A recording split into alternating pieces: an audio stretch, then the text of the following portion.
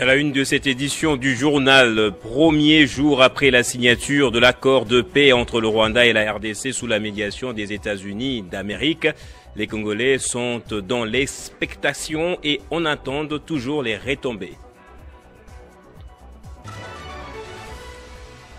En réaction, la classe politique a salué la signature de l'accord porté à bras-le-corps par Donald Trump et qui pourrait mettre fin à la guerre dans l'est du pays. L'opposition continue d'appeler à un dialogue entre Congolais et dénonce le bradage de notre souveraineté économique et politique. Le slogan RDC Cœur de l'Afrique est pour la première fois affiché sur le maillot du club monégasque l'AS Monaco qui a frappé un grand coup en recrutant la star française Paul Pogba. Un partenariat de sponsoring national que la RDC compte mettre à profit pour promouvoir son football et accroître son attractivité économique. Bonsoir à tous et bienvenue dans ce journal. Les États-Unis d'Amérique ont fait signer la RDC et le Rwanda un accord dit historique par Donald Trump. Cet accord est censé résoudre la crise sécuritaire dans la partie orientale de la RDC et améliorer les conditions économiques du pays par un deal minier avec les États-Unis. Quels sont les enjeux politiques, géopolitiques et économiques de l'accord de Washington? Les parties prenantes vont-elles se conformer aux prescrits de cet accord? Plus de détails dans ce dossier de Jean-David Kilolo. L'accord de paix signé le 27 juin 2025 à Washington entre la République démocratique du Congo et le Rwanda, sous la médiation des États-Unis d'Amérique et du Qatar, vise à résoudre un conflit de longue date dans l'est de la République démocratique du Congo et revêt plusieurs enjeux sécuritaires, économiques, géopolitiques.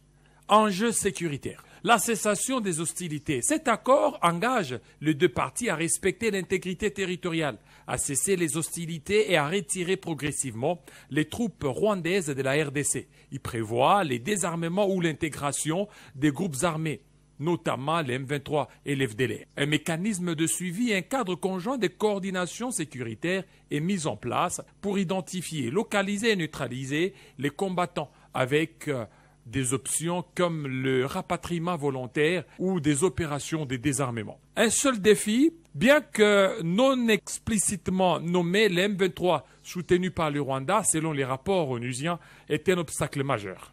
Les négociations séparées entre la RDC et le M23 à Doha seront déterminantes pour la mise en œuvre de l'accord. Enjeu économique, les ressources minières. L'est de la RDC, riche en cobalt, coltan, cuivre et lithium, est central. L'accord promeut une intégration économique régionale pour stimuler les commerces, attirer les investisseurs et lutter contre la contrebande. Les États-Unis prévoient des milliards de dollars pour les mines et les infrastructures congolaises, ainsi qu'un accord avec le Rwanda pour les raffinages et la commercialisation des minerais. Une coopération RDC-Rwanda sous la chaîne des valeurs minières est aussi envisagée. Certaines craignent une formalisation de l'exploitation minière via les entreprises américaines au détriment des intérêts congolais, bien que d'autres y voient une opportunité pour la création d'emplois locaux. Enjeu géopolitique. Cet accord crée une influence américaine, renforçant la position des États-Unis en Afrique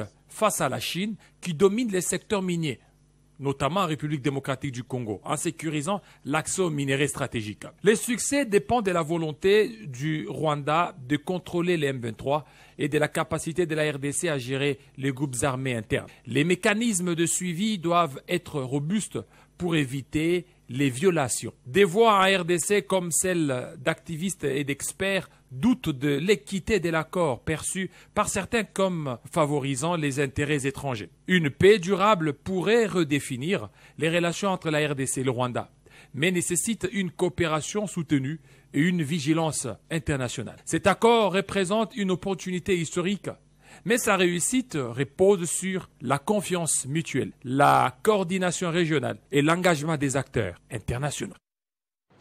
Et dans une déclaration faite ce samedi, l'AFDCA, regroupement politique cher à Modeste Bahati Lukwebo, a salué l'accord de paix RDC-Rwanda signé vendredi à Washington sous l'égide du président américain Donald Trump et félicite le chef de l'État Félix Tshisekedi. C'était lors d'une matinée politique organisée au siège de ce regroupement, deuxième force politique de l'Union sacrée de la nation. Pour la FDCA, cet accord suscite beaucoup d'espoir et espérance pour le peuple congolais. Le parti insiste sur la bonne foi de l'exécution du dit accord par les deux parties.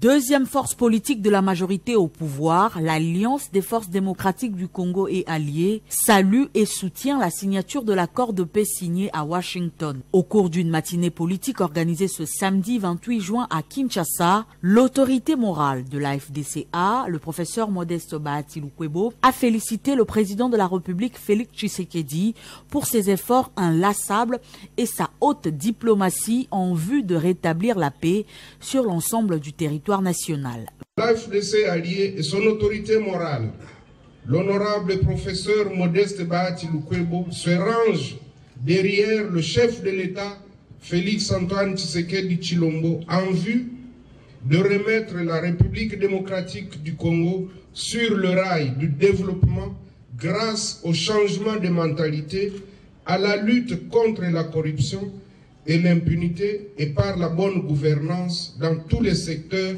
de la vie nationale. Pour l'AFDCA, l'accord de Washington suscite beaucoup d'espoir et d'espérance pour le peuple congolais. Cette plateforme politique a exprimé une fois de plus sa compassion avec les peuples du Nord et Sud Kivu, meurtris par la guerre et qui font face à l'insécurité permanente dans ces provinces sous occupation du Rwanda et de l'AFC M23.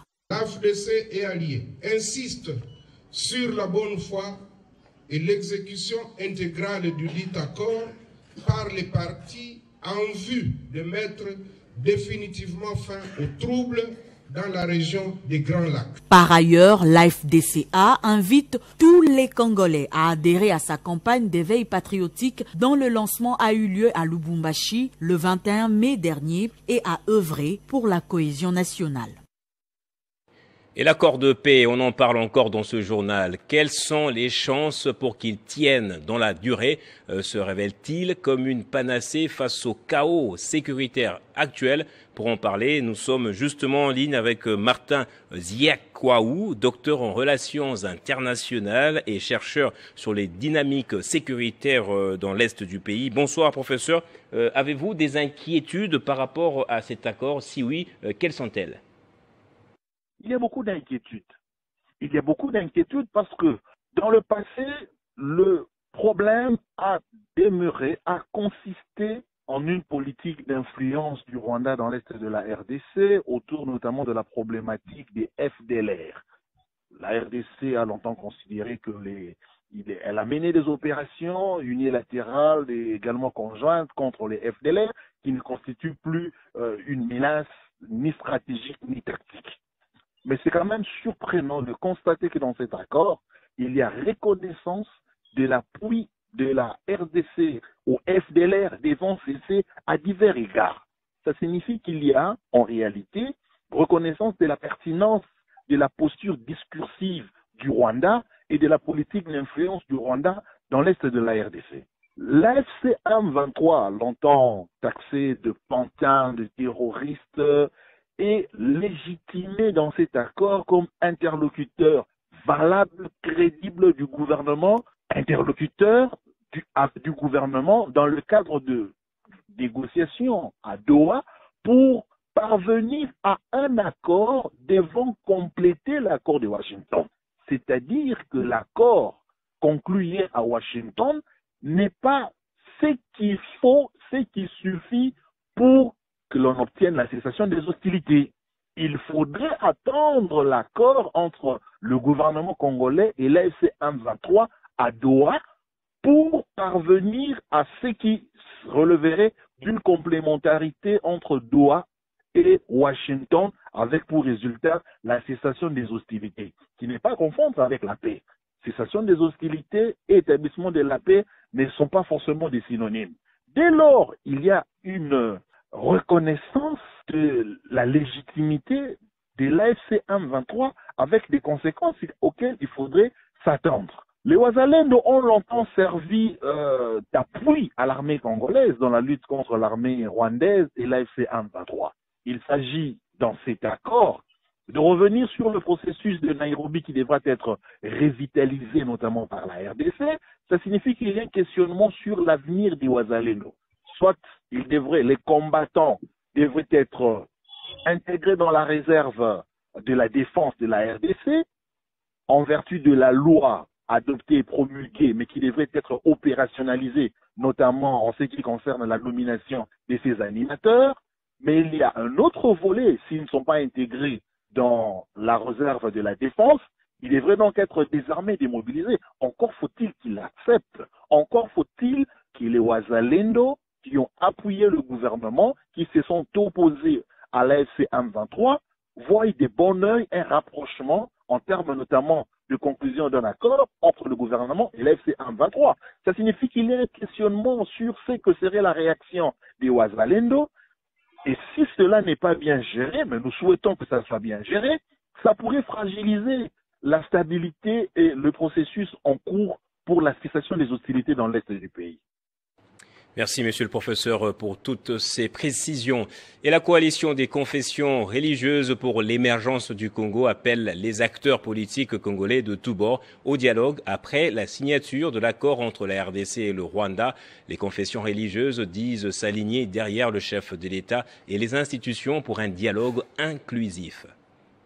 Après la signature de l'accord entre la République démocratique du Congo et le Rwanda à Washington, plusieurs voix s'élèvent pour apporter leur soutien aux institutions de la République démocratique du Congo, en l'occurrence de la coalition de la plateforme des confessions religieuses pour l'émergence de la RDC. Dans une sortie médiatique, la coalition dit lancer un appel patriotique et apporte un total soutien à la vision du président de la République Félix-Antoine Tshisekedi Tshilombo à toutes les institutions et profite de l'occasion pour appeler les uns aux autres à regarder dans la même direction. Vu la situation que traverse la République démocratique du Congo, les moments les plus difficiles de son histoire politique et religieuse, la coalition de la plateforme des confessions religieuses pour l'émergence de la RDC en appelle à la bonne prise de conscience aux politiques et à la société civile ainsi que confessions religieuses. La coalition a une mission divinement prophétique de prier pour la nation, le président de la République, chef de l'État,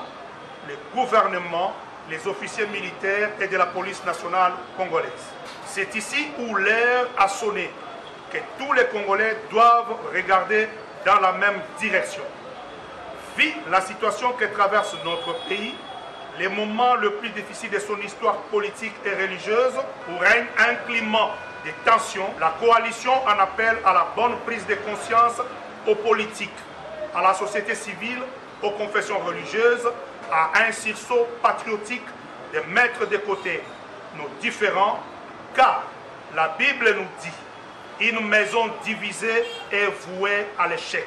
Au regard de menaces endogènes et exogènes qui gangrènent notre pays sur le plan politique et religieux, cette nation aux œufs d'or. Que ce qui nous unit doit être plus fort que ceux qui veulent nous diviser. Face aux enjeux qui se profilent à l'horizon, la coalition invite toutes les parties, de gauche ou ceux de droite, les confessions religieuses, la société civile ainsi que la population à se surpasser pour voir dans une même direction. 65 ans après l'indépendance, la coalition croit au changement et au développement total de la République démocratique du Congo sous la présidence du président Félix-Antoine Tshisekedi Tshilombo. Et à quelques jours de la célébration du 65e anniversaire de l'indépendance de la RDC, les organisations de la société civile réunies au sein du Consortium pour la paix et le développement, le CPD, remercient le chef de l'État pour son sens élevé, le conduisant à explorer les voies pacifiques dans la résolution des conflits portés par les évêques de la SENCO et les pasteurs de l'ECC à travers le pacte social pour le bien vivre ensemble. La déclaration du Consortium a été lue par la coordonnatrice nationale Marie Nyombo Zaina. Suivez l'extrait ici choisi par Jenny Kaembe. Nous, organisations de la société civile réunies au sein du Consortium pour la paix et le développement, CPD en sigle. Saluons et félicitons son Excellence, Monsieur le Président de la République démocratique du Congo, Félix-Antoine Tshisekedi Tshilombo, pour son ouverture d'esprit et son sens élevé d'État, les conduisant à explorer les voies pacifiques, nationales et inclusives des résolutions des conflits portées par les évêques de la Cinco et les pasteurs de l'ECC à travers le pacte social pour le bien vivre ensemble. Félicitons le consensus ici de l'audience accordée à la délégation conjointe Cinco-ECC et soutenons les résolutions phares qui en ont découlé, notamment l'acceptation par le chef de l'État du principe et de la nécessité d'un dialogue national inclusif entre filles et fils du pays fondé sur le sous-association Cinco-ECC. La mise en place d'une équipe de la présidence pour travailler étroitement avec les pairs des leaders politiques de tous bords a accompagné cette voie de la sagesse visant le rétablissement de la paix afin d'épargner les vies humaines des populations civiles innocentes en soutenant cette initiative. Demandons aux leaders politiques et militaires de l'Alliance Fleuve Congo, AFC, et du mouvement du 23 mars M23 de privilégier cette voie pacifique des résolutions de conflits et ainsi de concourir au rétablissement de la paix pour la sécurité des populations civiles innocentes meurtries par ces conflits. Ce lundi 30 juin 2025, la RDC va célébrer le 65e anniversaire de son indépendance, une indépendance caractérisée par les conflits alimentés par des tensions ethniques. Réitérons notre engagement de poursuivre notre devoir patriotique qui vise à rassembler les forces vives dans un cartel pour la justice et la paix sociale, car sans la justice, aucune paix durable ne saurait être établie et aucun développement ne sera réalisé. La délégation de l'Alliance des patronats francophones venue participer à la 5e édition du Forum des entrepreneurs francophones organisé à Brazzaville, République du Congo, du 26 au 28 juin, ne pouvaient s'envoler dans leurs pays respectifs, sont passés par Kinshasa au ministère de l'économie nationale. La délégation a eu un entretien avec le vice-premier ministre, ministre de l'économie nationale, Daniel Mukoko-Samba. Au nom du gouvernement, le ministre de l'économie nationale a fait savoir aux membres de l'Alliance des patronats francophones que le gouvernement congolais a toujours privilégié les dialogues permanents entre le secteur public et privé. C'est ainsi que Daniel Mukoko-Samba a assuré l'accompagnement permanent du gouvernement en vue de renforcer les relations économiques entre la RDC et l'Alliance des patronats francophones. Conscient de l'influence de la RDC étant le plus grand pays francophone du monde, Geoffroy Roux de Bézieux, le président de l'Alliance, a souligné que sa présence à Kinshasa témoigne de son souci de dialoguer avec les opérateurs économiques de la RDC. C'était une visite de courtoisie. J'étais au Congo-Brazzaville pendant 2 jours avec la rencontre des entrepreneurs francophones organisée par Unicongo. Et je ne pouvais pas passer au Congo-Brazzaville sans traverser le fleuve et venir en RDC, voir le ministre, voir les collègues entrepreneurs de la FEC, le président Malumba, et essayer de me rendre compte, même si c'est une courte visite, des opportunités pour les entrepreneurs du monde entier, mais en particulier les entrepreneurs francophones que je représente au sein de l'Alliance. Venu accompagner ses collègues entrepreneurs francophones, le président de la Fédération des entreprises du Congo, Robert Malumba, a indiqué que quelques activités sont programmées à Kinshasa pour faire découvrir aux patronats francophones des opportunités d'investir en RDC. Comme vous le savez, la République du Congo, c'est le premier pays francophone du monde. Et puis, à marge de la 5e édition qui s'est tenue du 26 au 28 à Brazzaville, on s'est retrouvé, tous les patronats du monde francophone étaient à Brazzaville. Et comme Brazzaville et Kinshasa sont les capitales les plus proches, et aussi que la RDC, c'est le premier pays francophone du monde. L'Alliance des patronats francophones est une synergie créée entre les secteurs privés visant à lever les barrières réglementaires et à favoriser davantage les échanges commerciaux ainsi que les flux économiques entre les pays francophones. Puis la société minière Twanginza Mining dénonce et condamne fermement l'occupation illégale de sa mine par un groupe des sujets rwandais qui serait soutenu par des rebelles du groupe AFC M23, paralysant ainsi ses activités de production. Tous les coffres-forts ont été fracturés avec violence. Le personnel a été séquestré et expulsé du site. Certains employés de Twanginza Mining ont été retenus en captivité, contraints de travailler dans des conditions inhumaines, sans aucune mesure de sécurité, rémunération ni couverture médicale. À mi-juin, avec l'aide des rebelles du M23, un groupe de criminels rwandais, poursuit-elle, s'était présenté en prétendant être les nouveaux investisseurs, menaçant et forçant les employés qui étaient évacués vers Bukavu à retourner à la mine de Twanginza, travailler pour eux contre leur propre volonté. Et puis un tournant décisif dans la lutte contre le VIH en RDC a été franchi vendredi avec la tenue au Palais de la Nation de la toute première réunion de concertation stratégique et opérationnelle de l'initiative présidentielle pour l'élimination du VIH pédiatrique d'ici 2030. Cette rencontre a été présidée par le docteur Joël Mundandi, conseiller principal du chef de l'État en charge de la santé et du bien-être. L'événement s'est déroulé sous l'égide du cabinet du chef de l'État et de la direction du cabinet en charge du progrès social, dont le collège santé et bien-être constitue un axe majeur. Autour de la table, des membres du gouvernement, des experts médicaux, des représentants d'agences onusiennes et des partenaires techniques et financiers, tous réunis avec une ambition commune, mettre fin à la transmission du VIH chez les enfants en RDC et offrir une prise en charge digne à ceux qui vivent déjà avec le virus. Cette première réunion a permis de jeter les bases d'une stratégie nationale ambitieuse. Au programme, la création d'une commission restreinte pour coordonner l'initiative, l'élaboration d'un cadre de référence globale et la mise en place d'outils de suivi, de gestion et de financement. Aujourd'hui, c'est la première réunion et il va en avoir d'autres. Nous avons partagé les termes de référence, les objectifs, les stratégies et le rôle du comité de pilotage. Je pense qu'il va y avoir une autre réunion prochainement.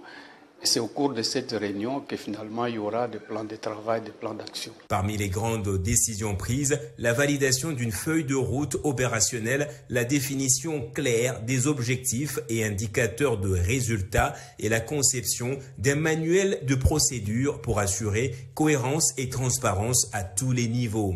Un accent particulier a également été mis sur la transparence financière avec un cadre de gestion qui devra garantir une utilisation efficiente et traçable des fonds mobilisés. Comme vous le savez et comme l'a si bien dit le président de la République, il y a des inégalités fortes parmi les gens vivant avec le VIH-Sida. On se rend compte que les enfants et les femmes enceintes ont moins accès au diagnostic et à la prise en charge.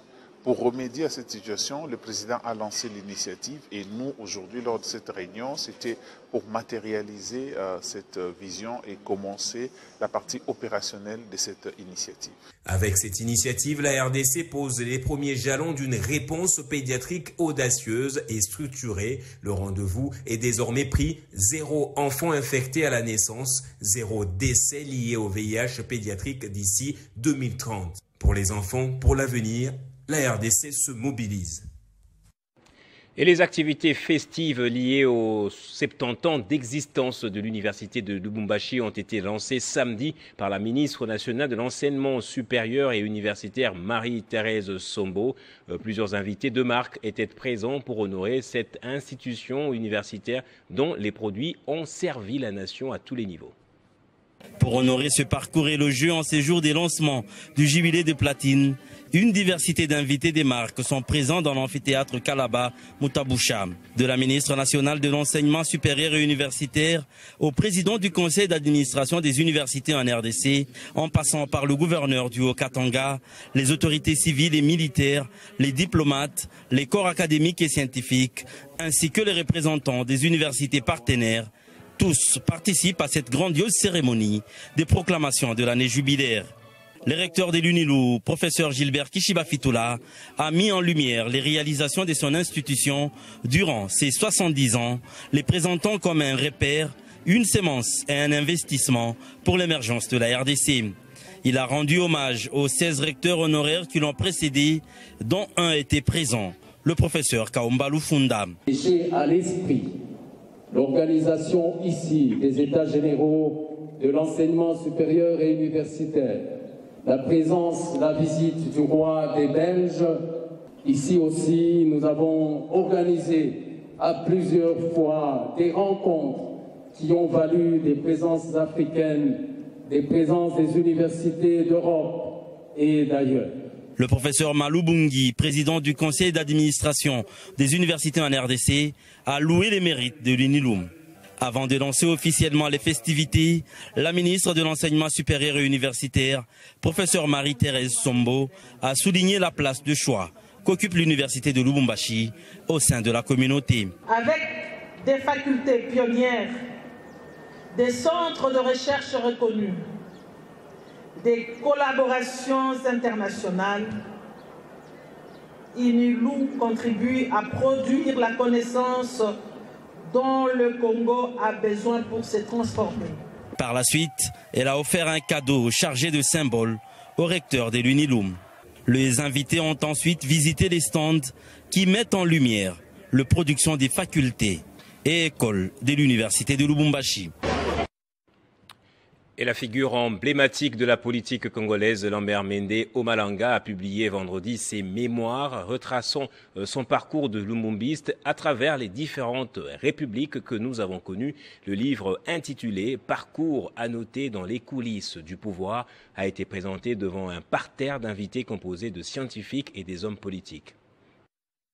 L'histoire du pays, il la maîtrise et transmettre efficacement son expérience vécue à toutes les générations. Tel est l'objectif de cet énième ouvrage de Lambert Mende Omalanga intitulé « Parcours annoté dans les coulisses du pouvoir ». Ces livres relaient les éléments audiovisuels de sa prestation à l'émission Parcours présentée par Thierry Kambundi de Top Congo et l'auteur a pris soin d'ajouter d'autres détails et révélations pour mûrir la connaissance des lecteurs, poussé par Moïse Moussangana comme co-auteur dans la production de cet ouvrage, qui est un témoignage de la vie d'homme de Lambert Mende Omalanga ainsi que de sa vie politique. C'est pourquoi j'ai ajouté des annotations qui permettent de mieux saisir la quintessence de certaines réponses que j'ai dû synthétiser dans l'entretien avec Top Congo FM. C'est un compte rendu libre de faits et des idées qui m'ont percuté au fil des rencontres, tantôt volontaires, tantôt fortuites, que j'ai eu à faire dans le cours de ma vie. Le contenu de ces livres est en même temps une preuve pour les générations futures de réduire l'ignorance avec les annotations supplémentaires de l'auteur. C'est une expérience qui peut servir pas seulement à la jeunesse, mais à tous les décideurs dans notre pays. La jeunesse devrait aussi s'en inspirer, parce que les erreurs que l'on commet, les obstacles que l'on traverse dans une vie telle que je l'ai vécue, ne seraient pas utiles si elles ne pouvaient pas servir d'éléments de solution aux différentes étapes difficiles que les uns et les autres peuvent traverser dans leur itinéraire de vie. Ces livres, des 12 chapitres, dont 309 pages, met en lumière les valeurs auxquelles l'auteur s'accroche et ce sont les éminents professeurs présents à l'événement à qui revient l'honneur de baptiser cet ouvrage. L'honorable Lambert Mende, un auteur prolifique. Tous les 3 ans ou tous les 2 ans, il donne son regard vis-à-vis de la société. La vente aux enchères a sanctionné cette activité. Les livres est ainsi disponible à tous. Que faire pour obtenir rapidement et dans des bonnes conditions un visa de voyage sans se faire escroquer? Cette question, longtemps source de frustration pour de nombreux demandeurs, ne se pose plus avec l'agence Ofranel, spécialiste dans la facilitation de l'obtention de visas. Fière de son savoir-faire, elle a organisé une caravane motorisée dénommée Visa Nabalabala pour sensibiliser davantage les Congolais à recourir à leurs services. C'est pour se rapprocher davantage de la population congolaise en général et quinoise en particulier et de démystifier le processus d'obtention de visa que les cadres et agents de l'agence Ofranel, spécialisée dans l'obtention de différents visas, ont organisé une caravane dénommée Visa na Balabala à travers les artères de Kinshasa, capitale de la République démocratique du Congo. Véritable moyen pour cette agence de mieux se faire connaître au public, Visa na Balabala a permis aux habitants de plusieurs communes de Kinshasa, notamment Kasavubu, Bandalungwa et Ngalima, d'être sensibilisés sur les différentes démarches d'obtention du visa. Visa na Balabala, ce n'est rien d'autre, monsieur le journaliste, je me répète une fois de plus, c'est juste le rapprochement entre l'agence et le public. Question de ne pas seulement rester ou encore être bureaucrate, mais nous devons descendre parce que la proximité nous oblige également de venir au plus près encore de la population. Question de leur faire comprendre que pour obtenir un visa aujourd'hui, grâce au Ofranel Service, vous pouvez l'obtenir avec le peu de moyens que vous avez. À la question de connaître la procédure à suivre pour qu'un client soit satisfait, un agent Ofranel explique. Ofranel Service, ce n'est pas juste une agence, c'est une grande entreprise. Chez nous, quand une personne a besoin d'obtenir un visa facilement, il y a toujours des principes qu'on va l'accorder. Et chez nous encore, on ne demande pas l'argent à un client. Quand la personne veut voyager sur les visas touristiques, les visas du Sud, on ne demande pas l'argent. Nous, on va d'abord te dire, non, chercher d'abord les documents qu'on a demandés. Après, dès que tu as obtenu ton visa, là, tu vas donner l'argent pour ça. Chez nous, on ne peut pas te demander de te dire, non, donner d'abord quelque chose comme ça, donner 50 comme ça. Non, on ne peut pas te demander ça. Pour cette structure, les Congolais doivent savoir que pour obtenir son visa, cela ne relève pas d'un chimère, d'où la mission que s'est donnée Ofranel, celle de simplifier la vie à chaque Congolais à travers ses différents services. On va terminer en sport. L'AS Monaco a frappé un grand coup en recrutant Paul Pogba, le milieu de terrain français de classe mondiale, marquant un tournant ambitieux pour le club. Lors de sa présentation officielle, Pogba a fièrement porté le nouveau maillot monégasque, arborant pour la première fois le slogan RDC au cœur de l'Afrique. Ce message symbolisant l'unité et la fierté africaine a résonné auprès des supporters congolais, ajoutant une dimension culturelle à ce transfert retentissant. Ce flocage du slogan congolais a fortement inspiré aussi les Congolais qui voient dans ce partenariat un moyen de faire rayonner la RDC sur le plan international, non plus comme un pays de guerre, mais comme une destination privilégiée. Rappel des principaux titres de ce journal à présent.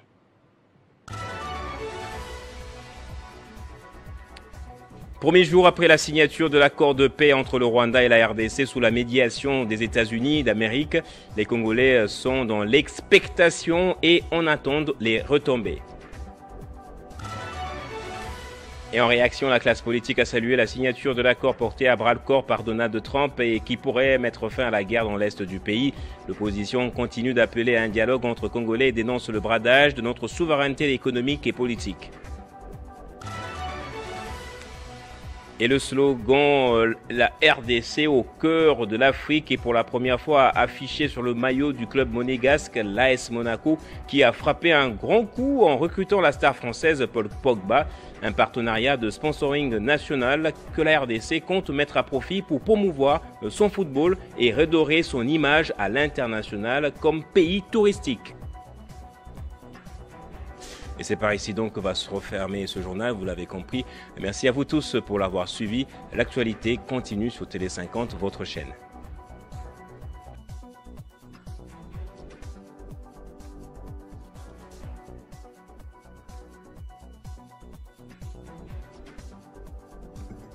Retrouvez toute l'actualité en continu sur www.tele50.cd.